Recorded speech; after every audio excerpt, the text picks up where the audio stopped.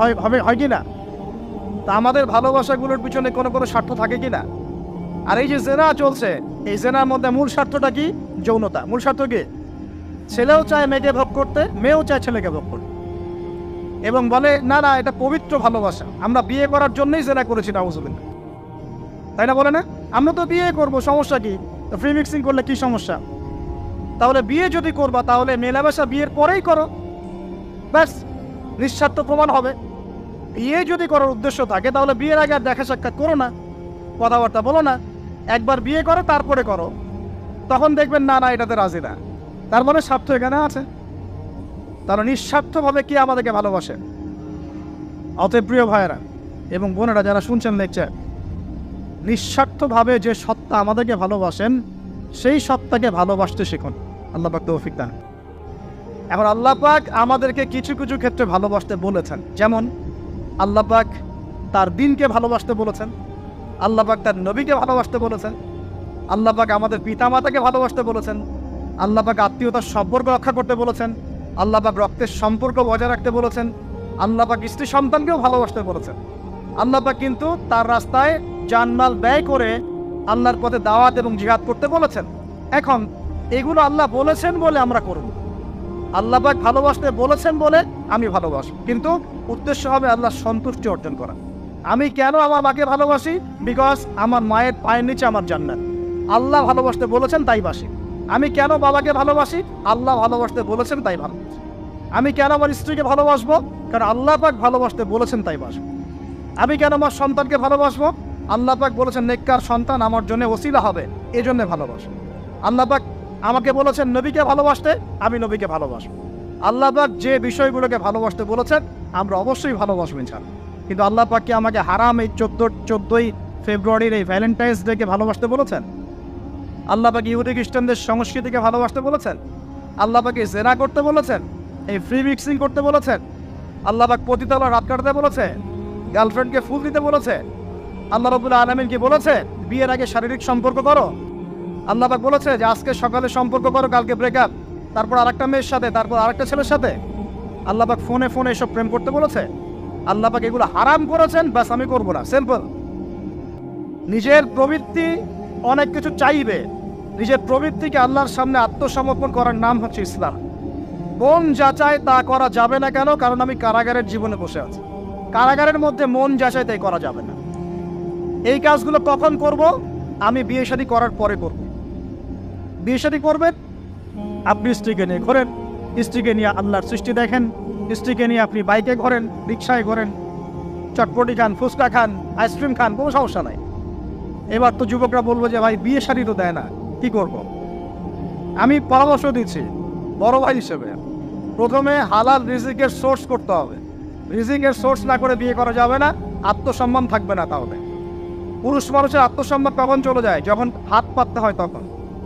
যখন আপনি রিজিকের সোর্স তৈরি করেছেন, আপনি স্বাবলম্বী, আপনি মাশাআল্লাহ মাসে 10-20-30 হাজার টাকা আর্ন করেন, বা 1 লাখ 2 লাখ টাকা আর্ন করেন, আলহামদুলিল্লাহ, কারো কাছে হাত পাততে হয় না, সবাই দেখবেন আপনাকে সম্মান দিবে। যখন আপনার অন্যের কাছে হাত পাততে হবে তখন দেখবেন স্ত্রীও সম্মান করছে না। তো এই জন্য ডিগনিটি আগে, ডিগনিটি ফার্স্ট। আপনার ডিগনিটি অর্জন করতে হলে একটা হালাল উপার্জনের সোর্স লাগবে, এক। তারপরে পিতামাতাকে বোঝানোর চেষ্টা করবেন। যদি কাউকে পছন্দ করেও থাকেন, না দেখেই বা শুনে যে হ্যাঁ ওখানে একজন দিনদার মেয়ে ইত্যাদি, তাহলে পারিবারিকভাবে বিয়ের প্রস্তাব পাঠাবেন, নিজে পণ্ডিতি করতে যাবেন না, পারিবারিকভাবে পাঠাবেন। যদি রাজি হয় আলহামদুলিল্লাহ, রাজি না হলে কি নিজে নিয়ে পালাই যাবেন? এই কাজ করতে যাবেন না। ইস্তেখারা করবেন। কি করবেন? ইস্তেখারা, 2 রাকাত নফল নামাজ পড়ে আল্লাহর কাছে দোয়া করবেন। হিসনুল মুসলিম বইটা কিনবেন, ওখানে দেখবেন ইস্তেখারার দোয়া আছে। ইস্তেখারা মানে হচ্ছে আল্লাহর সাথে পরামর্শ করা। আল্লাহ আমি এই কাজটা করতে যাচ্ছি, যদি কাজটা আমার জন্য ভালো হয়, আমার দুনিয়া আখিরাতের জন্য ভালো হয়, আল্লাহ কাজটাকে তুমি সহজ করে দাও, আল্লাহ কাজটার মধ্যে বরকত দান করে দাও। আর যদি এই কাজটা দুনিয়া আখিরাতের জন্য খারাপ হয়, আল্লাহ তুমি কাজটাকে সরায় দাও, আমাকেও কাজটা থেকে সরায় দাও। এটা হচ্ছে ইস্তেখারা। এই দোয়া বেশি বেশি করলে ইনশাআল্লাহ আল্লাহর পক্ষ থেকেই ফয়সালা হবে। আর এই জায়গায় বেশি ব্যতিব্যস্ত হবেন না। অনেক সময় কিন্তু ফ্যান্টাসিতে ভুগি আমরা, অস্থির হয়ে যাই। অস্থির হলেই ডিসিশন নিতে ভুল হবে, স্থির থাকতে হবে। নিজেকে স্থির রাখার জন্য কি করবেন? বেশি বেশি নফল রোজা রাখবেন। বেশি বেশি কি করবেন? নফল রোজা রাখবেন। আর ভালো কাজে ব্যস্ত রাখবেন নিজেকে। ভালো কাজে কি করবেন? ব্যস্ত রাখবেন। একা একা থাকলে আর এই যে খারাপ সার্কেলের মধ্যে থাকলেই মাথার মধ্যে শয়তান ভর করবে, তখন দেখবেন অস্থির হয়ে গেছেন আপনি। আর স্থির হওয়ার চেষ্টা করেন, ভালো কাজে ব্যস্ত রাখেন, হালাল পথ অবলম্বন করে হারাম থেকে বেঁচে থাকেন। এখন যে জায়গায় আসছিলাম, এখান থেকে আস্তে আস্তে শেষের দিকে যাবো। দেখুন, আল্লাহ পাক যে বিষয়গুলোকে ভালোবাসতে বলেছেন আমি ভালোবাসব, এই ভালোবাসা জায়েজ, হালাল। এই ভালোবাসার উদ্দেশ্য আল্লাহর সন্তুষ্টি অর্জন করা। এই ভালোবাসার উদ্দেশ্য এই নয় যে আমি যাকে ভালোবাসি তার কাছে আমি কিছু প্রত্যাশা করছি। না, আমি কিছু প্রত্যাশা করছি না, আমি প্রত্যাশা করছি আল্লাহর সন্তুষ্টি। তখন দেখবেন সে আপনাকে কষ্ট দিলেও আপনি সবর করতে পারবেন। কেন সবর করতে পারবেন? কারণ আপনি তো আল্লাহর সন্তুষ্টির জন্য তাকে ভালোবাসছেন, আপনার তো কোনো স্বার্থ নাই। এখন আপনি দেখবেন রিল্যাক্স থাকতে পারবেন, সম্পর্ক টিকেও থাকবে এবং আপনি ক্ষমা করতে পারবেন মানুষকে। যখন নিজের চাওয়াটাকে আপনি ইনফোর্স করতে চাইবেন, তখন কিন্তু আপনি এই সম্পর্ক নষ্ট করে ফেলতে পারেন, কারণ আপনি হক পাচ্ছেন না। সামনে আসেন। এবার আমরা কি ওয়াদা করতে পারি যুবক ভাইরা, ইনশাআল্লাহ তাআলা আমরা হারাম পথে যাব না, হালাল পথে থাকবো। এর পশ্চিমাদের এই মদতপুষ্ট এই সো কল্ড ভালোবাসা দিবসের এই স্রোতে আমরা গা ভাসাবো না। আমরা কি ওয়াদা করতে পারি? আমরা কি ওয়াদা করতে পারি যে ইনশাআল্লাহ আমরা হালালভাবে বিয়ে শাদী করবো, কোনো হারামে যাবো না ইনশাআল্লাহ? এই সমাজ থেকে জেনা বন্ধ করতে হবে, এই সমাজ থেকে ফ্রি মিক্সিং বন্ধ করতে হবে, এই সমাজ থেকে সমস্ত পতিতালয়কে বন্ধ করতে হবে। বন্ধ করে আমরা সামাজিক উদ্যোগ নিয়ে প্রয়োজনে আমাদের পলিটিক্যাল পাওয়ারকে কাজে লাগিয়ে সমস্ত পতিতালয়গুলো বন্ধ করে ওই মেয়েদের রিজিকের জন্যে আমরা বিকল্প ব্যবস্থা করবো ইনশাআল্লাহ। আমরা টাকা পয়সা একত্রিত করে তাদের জন্য কর্মসংস্থান করতে পারি না? এইগুলো কাজ করে নারীর অধিকার প্রতিষ্ঠা করা যায় না? নাকি রাস্তাঘাটে গাড়ি স্লোগান দিয়ে প্রতিষ্ঠা করা যাবে? সমস্ত যে নোংরা জায়গাগুলো আছে এগুলো বন্ধ করে ওই মেয়েরা কিন্তু কারো মা, ওরা দেখবেন কারো বোন, কারো স্ত্রী বা কারো সহধর্মিনী কিছু একটা হবেন। তারাও কিন্তু মানুষ, তারাও মানুষ, হয়তো অন্ধকার জগৎ হারিয়ে গেছে, দালালের খপ্পরে পড়েছে বা পেটের দায়ে পড়ে কাজ করছে। যদি আমরা তাদের জন্য বিকল্প ব্যবস্থা করে দিতে পারি, আল্লাহ পাক আমাদেরকে তৌফিক দান করুন, তাদের জন্য কর্মসংস্থানের ব্যবস্থা করতে পারি, একটা মেয়েও এই হারাম পথে যাবে না ইনশাআল্লাহ। আমরা কি এভাবে নারীর অধিকার প্রতিষ্ঠা করতে পারি না? আমরা কি এতিম মেয়েদের দায়িত্ব নিয়ে করতে পারি না? আমরা কি সমাজের বিধবা মেয়েদেরকে বিয়ে করতে পারি না? তালাকপ্রাপ্ত মেয়েদের দায়িত্ব নিতে পারি না? মেয়েদের অধিকার নিয়ে অনেক কথা বলা হয়, কিন্তু এই কথাগুলো থাকে খালি বুলি, বাস্তবতা নাই। বাস্তবে কয়জন ছেলে এতিম একটা মেয়েকে বিয়ে করে দেখিয়েছে? কয়জন ছেলে একটা বিধবা মেয়েকে বিয়ে করার সাহস করেছে? কয়জন ছেলে একটা তালাকপ্রাপ্ত একটা মেয়েকে বিয়ে করে দেখিয়েছে? এবার দেখুন, শেষ করার আগে আমি এদিকে কয়েকটা পয়েন্টস বলে শেষ করছি। এখন আমরা বুঝতে পারলাম যে আল্লাহ পাক পুরো সৃষ্টি জগৎকে ভালোবাসেন। আল্লাহ পাক আমাকে ভালোবাসেন, আপনাকে ভালোবাসেন বলেই আজকে আপনি এখানে বসে আছেন। আল্লাহ পাক আপনাকে ভালোবাসেন বলেই লক্ষ লক্ষ কোটি কোটি মানুষ এখন জেনা করছে, আজকের দিনে আপনি ওয়াজ মাহফিলে বসে আছেন। আল্লাহ পাক আপনাকে ভালোবাসেন বলেই আপনি আল্লাহকে সেজদা দেওয়ার তৌফিক পেয়েছেন। আপনি লা ইলাহা ইল্লাল্লাহ কালিমা শিখেছেন, আপনি এই যে কোরআন পড়তে শিখেছেন, কোরআন পড়ছেন, হাদিস পড়ছেন, নবীর দ্বীনের প্রতি মহব্বত আছে, আল্লাহ আপনাকে ভালোবাসেন বলেই হচ্ছে। কখন বুঝবেন আল্লাহ আপনাকে ভালোবাসে? যখন আল্লাহ পাকের অনুমোদিত কাজগুলো আপনার ভালো লাগবে। নামাজ পড়তে ভালো লাগছে, রোজা রাখতে ভালো লাগছে, কোরআন তেলাওয়াত করতে ভালো লাগছে, আল্লাহর জিকির করতে ভালো লাগছে, আলেম ওলামার সাথে থাকতে ভালো লাগছে। ঠিক আছে, আল্লাহর হালাল কাজগুলো যখন ভালো লাগবে বেশি বেশি, বুঝবেন আল্লাহ আপনাকে নির্ঘাত মহব্বত করেন। আর যখন আল্লাহ পাকের নিষেধগুলো, হারাম, মদ আমার ভালো লাগে না, জেনা ভালো লাগে না, আমার খারাপ জিনিস দেখতে ভালো লাগে না, খারাপ শুনতে ভালো লাগে না, বুঝবেন আল্লাহ আপনাকে ভালোবাসেন। আর যখন দেখবেন খারাপের পিছনে আপনার ঝোঁক বেশি, দুর্নীতি করতে ভালো লাগে, সুদ খাইতে ভালো লাগে, ঘুষ খাইতে ভালো লাগে, কাউকে ঠকাইলে মনে আমি স্মার্ট হয়ে গেলাম, হ্যাঁ, মানুষের টাকা আত্মসাৎ করতে ভালো লাগে, নামাজ না পড়ে ঘুম দিতে ভালো লাগে, ঠিক আছে, রমজান মাসে বিড়ি টানতে ভালো লাগে, ঠিক আছে, মেয়ের সাথে যে টাঙ্কি মারতে ভালো লাগে, তখন বুঝবেন যে আল্লাহ আপনাকে এখনো ভালোবাসেন বা আপনি আল্লাহর ভালোবাসা পাওয়ার যোগ্যতা হারিয়ে ফেলেছেন। আল্লাহ পাক আমাদেরকে বোঝার তৌফিক দান। এখন আসি, আল্লাহ পাক এবং তার রাসূল আমাদেরকে এমন কি কি কাজ বলেছেন যেই কাজগুলো করলে আমরা সরাসরি আল্লাহর ভালোবাসা পাবো ইনশাআল্লাহ। জানার দরকার আছে কি নাই? আমি অল্প কয়েকটা কাজ বলে শেষ করছি। এক নাম্বার, আল্লাহ এবং তার রাসূল আমাদেরকে জানিয়েছেন আমরা যদি তাওহীদের উপর থাকতে পারি, একত্ববাদ, লা ইলাহা ইল্লাল্লাহ, আল্লাহর ভালোবাসা পাবো ইনশাআল্লাহ। যে ব্যক্তি শিরকের পাপে লিপ্ত আছে সে আল্লাহর ভালোবাসা পাবে না, যতক্ষণ না সে তওবা করে ফিরে আসছে। অতএব আল্লাহর ভালোবাসা পাওয়ার জন্য এক নম্বর কাজ কি ভাই? আল্লাহর তাওহীদের কালিমা লা ইলাহা ইল্লাল্লাহর উপর থাকা, শিরক বাদ দেওয়া। শিরক সম্পর্কে জানার জন্য একটা বই পড়েন, কিতাবুত তাওহীদ। কি নাম বললাম?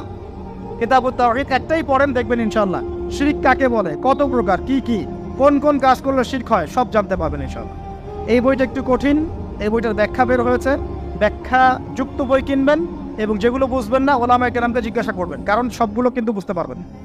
এক নাম্বার। দুই, নবী সাল্লাল্লাহু আলাইহি ওয়াসাল্লামের অনুসরণ করলে আল্লাহ আমাদেরকে ভালোবাসবেন। দলিল, আল্লাহ পাক সূরা আলে ইমরানের মধ্যে বলছেন 31 নম্বর আয়াতে আল্লাহ বলছেন, কুল, হে নবী আপনি বলে দিন, ইন কুনতুম তুহিব্বুনাল্লাহ, তোমরা যদি, হে আদম সন্তান, হে উম্মতে মুহাম্মাদী, তোমরা যদি আল্লাহর ভালোবাসা পেতে চাও, ফাত্তাবিউনি, তোমরা আমাকে অনুসরণ করো। কাকে?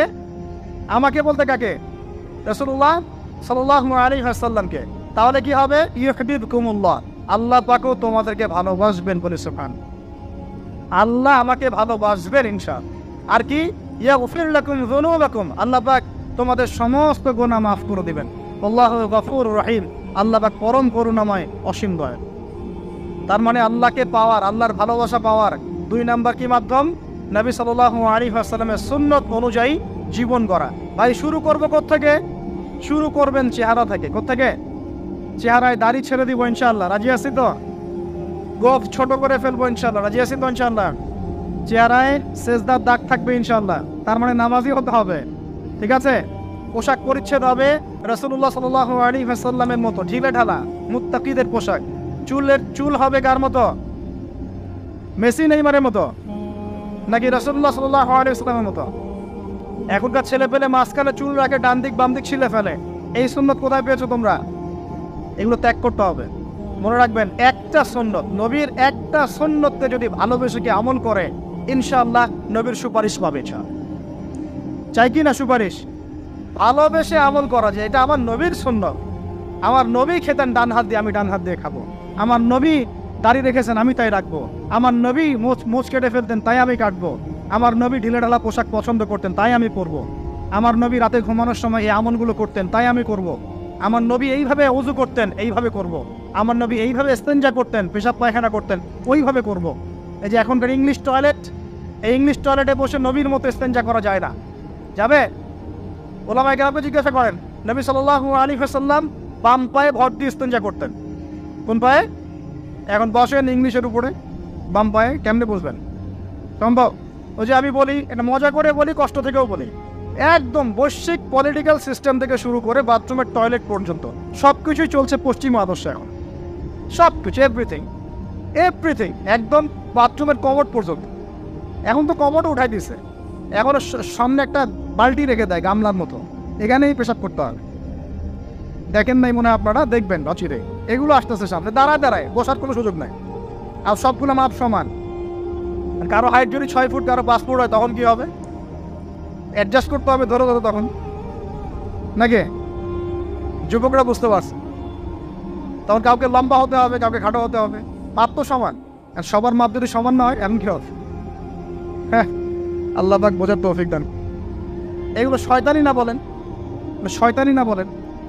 বসে ইস্তেঞ্জা করতে হয় না? বসে ইস্তেঞ্জা না, পেশাবের ছিটা ফোটার কারণে কবরে আযাব হয় না? আপনারা হাদিসে জানেন না? নবীজি একটা কবরের পাশ দিয়ে যাচ্ছেন, তিনি থেমে গেলেন, থেমে গিয়ে বলছেন এই কবর দুটোতে আযাব হচ্ছে। কি হচ্ছে? কবরের আযাব। তিনি জানলেন কেমন করে? আল্লাহ পাক তাকে জানিয়েছেন, আল্লাহ পাক তাকে খবর দিয়েছেন এই কবর দুটো কি হচ্ছে? আযাব। নবীজি বলছেন এই কবর দুটোতে বড় কোনো পাপের কারণে আযাব হচ্ছে না। সাহাবীরা বলছেন তাহলে কি কারণে হচ্ছে ইয়া রাসূলুল্লাহ? তিনি বলছেন একজন পেশাব পায়খানা করে, স্পেশালি পেশাব করে এই ছিটা ফোটা থেকে সে সতর্ক থাকতো না।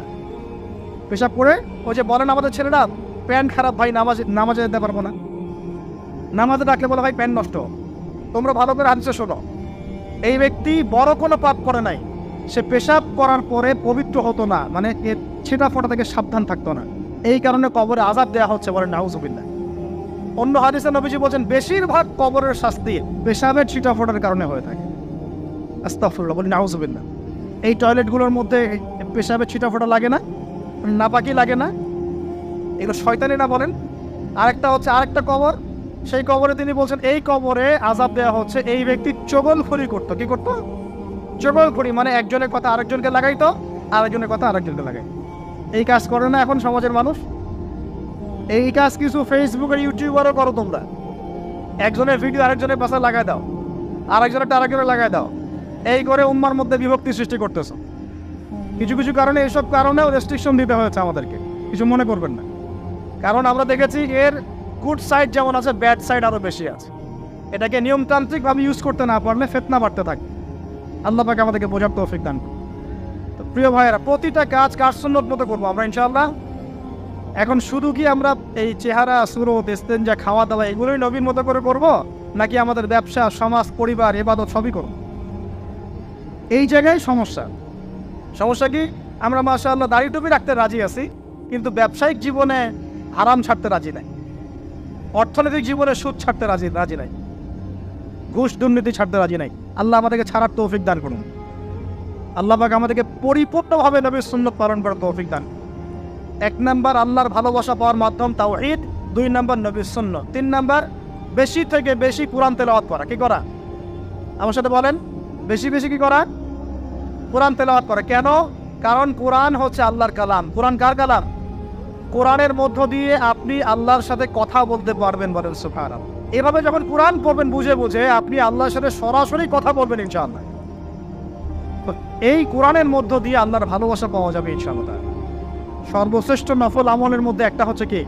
আল কোরআন তেলাওয়াত করা। আল্লাহ পাক আমাদেরকে তেলাওয়াত করার তৌফিক দান করুন। 3টা বললাম। 4 নাম্বার বেশি থেকে বেশি আল্লাহর জিকির করা। কি করা ভাই? চলতে ফিরতে উঠতে বসতে অলওয়েজ সুবহানাল্লাহ, আলহামদুলিল্লাহ, লা ইলাহা ইল্লাল্লাহ, আল্লাহু আকবার, লা হাওলা ওয়ালা কুওয়াতা ইল্লা বিল্লাহ, এগুলো চলতে থাকবে। ঠিক আছে ইনশাআল্লাহ? চলতে ফিরতে পড়বেন আল্লাহুম্মা সাল্লি আলা মুহাম্মদ, আল্লাহুম্মা বারিক আলা মুহাম্মদ। ঠিক আছে? হাসবি আল্লাহু ওয়া নি'মাল ওয়াকিল, রাদিতু বিল্লাহি রাব্বান ওয়া বিল ইসলামি দীনান ওয়া বি মুহাম্মাদিন নাবিয়্যা। যত জিকির আজকার আছে চলতে ফিরতে অলওয়েজ পড়তে থাকবেন। লা ইলাহা ইল্লাল্লাহ ওয়াহদাহু লা শারীকা লা, লাহুল মুলক ওয়া লাহুল হামদ ওয়া হুয়া আলা কুল্লি শাইইন কাদির। আস্তাগফিরুল্লাহাল্লাযী লা ইলাহা ইল্লা হুয়াল হাইয়ুল কাইয়ুম ওয়া আতুবু ইলাইহি, লা হাওলা ওয়া লা কুওয়াতা ইল্লা বিল্লাহ। এগুলো পড়তে থাকবেন। যে যত বেশি আল্লাহ জিকির করবে তার কলবে আল্লাহ তত বেশি নূর দিবেন ইনশাআল্লাহ। আর যার কলবে যত বেশি নূর, সে তত বেশি আল্লাহর ভালোবাসা, মহব্বত পাবে ইনশাআল্লাহ। কয়টা বলছি ভাই? 4টা। 1 নাম্বার কিছু তাওহীদ, 2 নাম্বার নবীর সুন্নাত, 3 নাম্বার বলেন কোরআন তেলাওয়াত করা, 4 নাম্বার বেশি বেশি আল্লাহর জিকির করা, 5 নাম্বার স্পেশালি 5 নাম্বার বেশি বেশি আল্লাহর কাছে তওবা করা। কি করা? যে আল্লাহর কাছে তওবা করে আল্লাহ তাকে মহব্বত করেন। আলহামদুলিল্লাহ, যে আল্লাহর কাছে তওবা করে আল্লাহ তাকে মহব্বত করেন। আমাদের নবীজি প্রত্যেক দিন 70 থেকে 100 বার আল্লাহর কাছে তওবা করতেন, বলেন সুবহানাল্লাহ। পারা যাবে তো ইনশাআল্লাহ? 6 নাম্বারটা হচ্ছে বেশি বেশি নামাজ আদায় করা। কি করা? আল্লাহকে পাওয়ার জন্য শ্রেষ্ঠ মাধ্যম হচ্ছে সেজদা করা। কি করা? আর সেজদা করা হয় সবচেয়ে শ্রেষ্ঠভাবে নামাজের মধ্য দিয়ে। কিসের মধ্য দিয়ে? ওয়াদা করতে পারি তো ইনশাআল্লাহ 5 ওয়াক্ত নামাজ পড়বো রেগুলার। কোনো রকম যদি বাধ্যবাধকতা না থাকে, ওজন না থাকে, তাহলে মসজিদে গিয়ে পড়বো ইনশাআল্লাহ। পারবো তো ইনশাআল্লাহ? রমজান মাসে নামাজ শক্ত করে ধরবো ইনশাআল্লাহ। ঈদের পর ছেড়ে দিব ইনশাআল্লাহ। ঈদের পর ছেড়ে দিব কি? ঈদের পরেও ধরে রাখতে হবে ইনশাআল্লাহ। তখন কিছুই ছিল না, আল্লাহ পাক ছিলেন। আবার যখন কিছুই থাকবে না, কে থাকবেন? এমনটা আল্লাহ সূরা আর রহমানে বলেছেন, কুল্লু মান আলাইহা, বলেন কুল্লু মান আলাইহা, সবকিছু কি হবে? ফানা হয়ে যাবে। ফানা মানে একদম ধ্বংস হয়ে যাবে। ওয়ায়াবকা ওয়াজহু রাব্বিকা যুল জালালি ওয়াল ইকরাম। কি বাকি থাকবে? আল্লাহ রাব্বুল আলামিনের সত্তা বাকি থাকবে। এখন আসুন, এবার আল্লাহ পাক কি করলেন? আল্লাহ রাব্বুল আলামিন সর্বপ্রথম আরশে আজিম সৃষ্টি করেছেন। কি সৃষ্টি করেছেন? আরশে আজিম। এবং আরশটা ছিল পানির উপরে। সূরা হুদের মধ্যে আল্লাহ বলেছেন, কানা আরশুহু আলাল মা। আল্লাহ পাকের আরশটা ছিল পানির উপরে। এখন কোথায় আছে তাহলে? এখনো পানির উপরেই আছে। কোথায় আছে? আচ্ছা, কুরসি এবং আরশের মাঝখানে একটা মহাসাগর আছে। কি আছে? এই মহাসাগরের গভীরতা হচ্ছে 500 বছরের পথ। কত বছর? আমরা এখন বিশ্বাস করব না, কারণ নাসা এখন আবিষ্কার করে নাই, তাই না ভাই? নাসার নাম তো শুনেছেন। নাসা এখনকার বিশ্বের খোদা হয়ে গেছে, নাউজুবিল্লাহ। ও যা বলে মানুষ তাই বিশ্বাস করে। ও যদি বলে মঙ্গল গ্রহে পানি আছে, বিশ্ববাসী বলবে হ্যাঁ পানি আছে। ও যদি বলে মঙ্গল গ্রহে পানি নাই, বিশ্ববাসী বলবে হ্যাঁ মঙ্গল গ্রহে কোনো পানি নাই। ও যদি বলে যে অনেক দূরের কোনো গ্রহের মধ্যে এলিয়েন আছে, বিশ্ববাসী বলবে হ্যাঁ এলিয়েন আছে, এলিয়েন আছে। কিন্তু আল্লাহ পাক যদি বলেন যে আল্লাহ পাক মহাবিশ্বের মধ্যে মালাইকা সৃষ্টি করেছেন, বিশ্ববাসী বিশ্বাস করে না যে ফেরেশতা বলে কিছু আছে। আমি কি বুঝাতে পারছি? এটা হচ্ছে শিক্ষা কেন্দ্রিক শিরক। শিক্ষা এবং জ্ঞান কেন্দ্রিক শিরকের মধ্যে আমরা লিপ্ত হয়েছে এখন। বিজ্ঞানকে কোনো কোনো ক্ষেত্রে আমরা ইলাহের আসনে বসিয়েছি। বিজ্ঞান যা বলে তাই চোখ বন্ধ করে বিশ্বাস করে, আর বিজ্ঞান যা বলে না মানুষ বিশ্বাস করে না। আল্লাহ পাকের কথা বিজ্ঞানের অনুকূলে হোক আর প্রতিকূলে হোক মানুষ দেখতে চায় না। যেমন একটা এক্সাম্পল দিচ্ছি, যদি এখনই সায়েন্স বলে যে আগামী 10 বছরের মধ্যে বিশ্বে বিভিন্ন জায়গায় বড় বড় সিরিজ ভূমিকম্প হতে পারে, 99% মানুষ বিশ্বাস করা শুরু করবে না। কিন্তু নবী সাল্লাল্লাহু আলাইহি ওয়াসাল্লাম বলছেন বাইনা ইয়াদাই সাআ, কিয়ামতের আগে আগে আসবে মুতানুন শাদীদ, মহামারী। কিয়ামতের আগে কি আসবে? মহামারী। মুতানুন শাদীদ মানে বড় মহামারী, লম্বা বড় মহামারী, কঠিন মহামারী, শাদীদ। ওয়া বা'দাহু, এবং মহামারীর পরে আসবে সানাওয়াতুজ জালাজিল, ভূমিকম্পের বছরগুলো। ভূমিকম্পের বছর নয়, ভূমিকম্পের বছরগুলো। মানুষ বিশ্বাস করবে না। মানুষ 80% মানুষই বিশ্বাস করবে না, খালি মুসলিমরা বিশ্বাস করতে পারে, অন্যরা বিশ্বাস করবে না। কিন্তু সায়েন্স যদি বলে আগামী 10, 20, 30 বছরের মধ্যে বিশ্বজুড়ে ভূমিকম্পের সিরিজ হবে, মানুষ বিশ্বাস করবে। তার মানে আমরা আমাদের বিশ্বাসের ক্ষেত্রে একটা শিরক করছি। শিক্ষা এবং জ্ঞানতাত্ত্বিক ক্ষেত্রে আমরা একটা শিরক করছি। আমরা কোনো কোনো ক্ষেত্রে সায়েন্সকে ইলাহের আসনে বসিয়েছি, এটা শিরক হচ্ছে, এটা একটা শিরক হচ্ছে। আসুন, আল্লাহ রাব্বুল আলামিন আরশ সৃষ্টি করার পরে সৃষ্টি করেছেন কলম। কি সৃষ্টি করেছেন? কলম। আল্লাহ পাক বলেছেন কলমকে উকতুব, তুমি লিখো। কলম বলেছে মাযা আকতুব, আমি কি লিখবো? আল্লাহ বলেছেন কিয়ামত পর্যন্ত যা হবে সব লিখে ফেলো। লাউহে মাহফুজের মধ্যে আল্লাহ পাক এই কলমের দ্বারা কিয়ামত পর্যন্ত যা হবে সব লিখে ফেলেছেন। তো প্রিয় যুবক ভাই, চাকরি নিয়ে এত হতাশায় পড়ার কোনো কারণ নাই। রিজিকের সন্ধানে এত হতাশায় পড়ার কোনো কারণ নাই। রিজিক যা আছে তাই পাবেন, আপনার রিজিক লেখা হয়ে গেছে। এরপরে সাউন্ড কমান টানবান থেকে। এরপরে মানুষ যখন মায়ের গর্ভে ছিল, বয়স ছিল 4 মাস 10 দিন। কতদিন? 4 মাস 10 দিন। আল্লাহর পক্ষ থেকে ফেরেশতা রূহ নিয়ে এসেছেন। ফেরেশতা বলে কি কিছু আছে? বিশ্বাস করেন?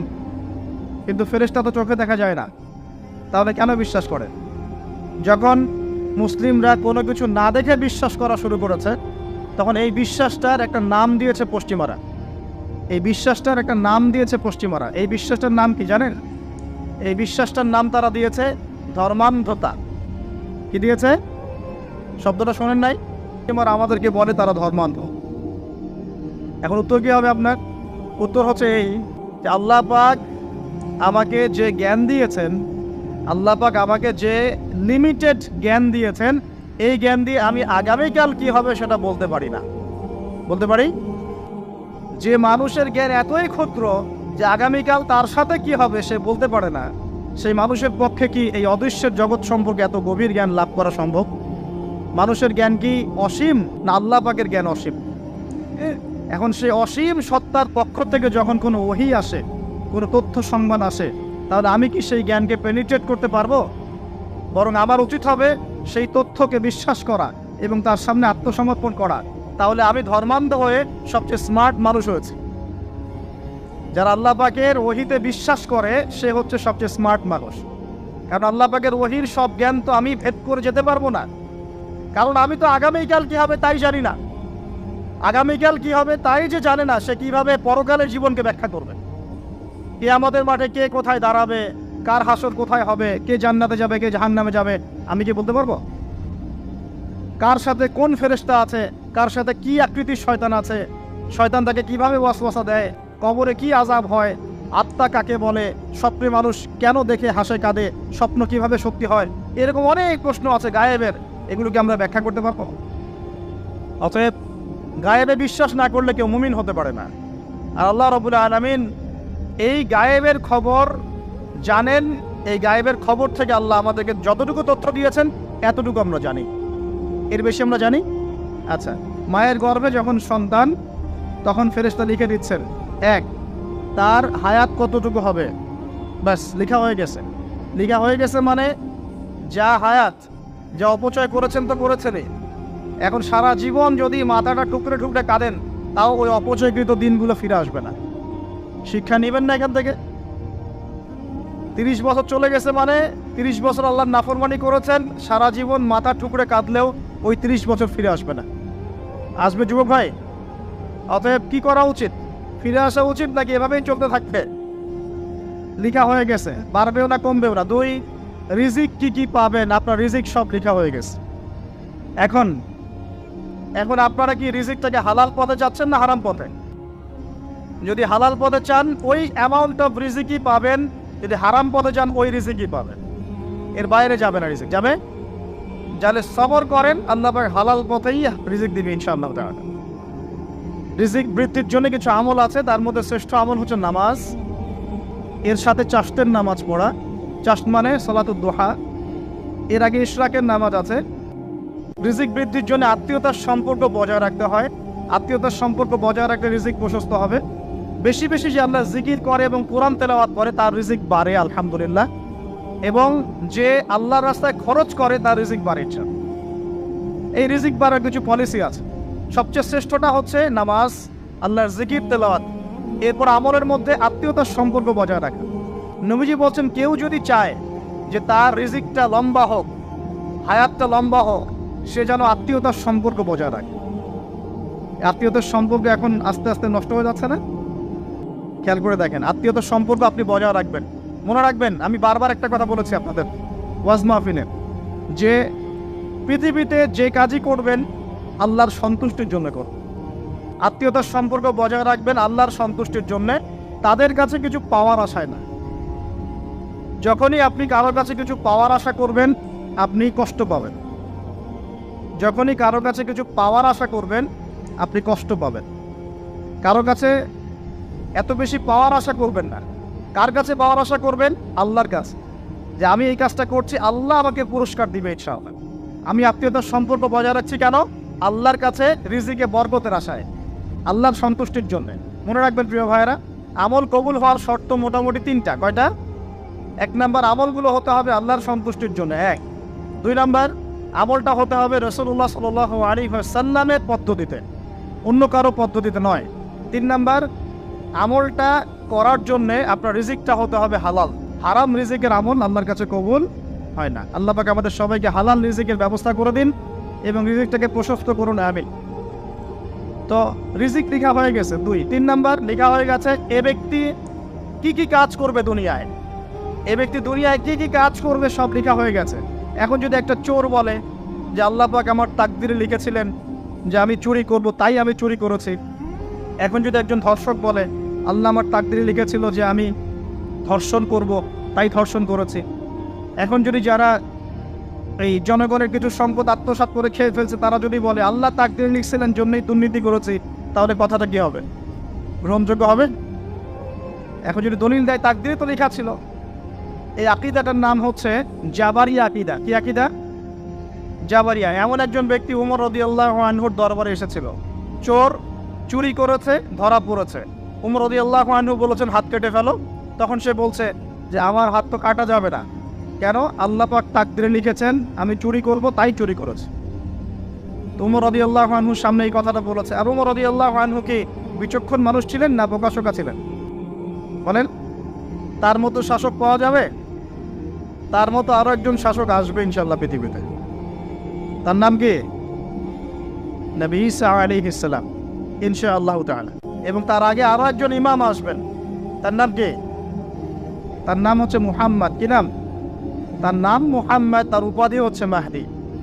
কখন আসবেন? যখন পৃথিবীতে যুদ্ধ বিগ্রহ ছড়িয়ে পড়বে, ব্যাপক আকারে মালহামা চলবে, তখন আসবেন। কাদের পক্ষে আসবেন? মুসলিমদের পক্ষে। কি উদ্দেশ্যে আসবেন? সারা বিশ্বে জুলুম তুলে ফেলার জন্য। এবং আরেকটা কি উদ্দেশ্য, ওই জেরুজালেম উদ্ধার করার জন্য। কোন জেরুজালেম? যেটা এখন ইহুদিরা দখল করে আছে।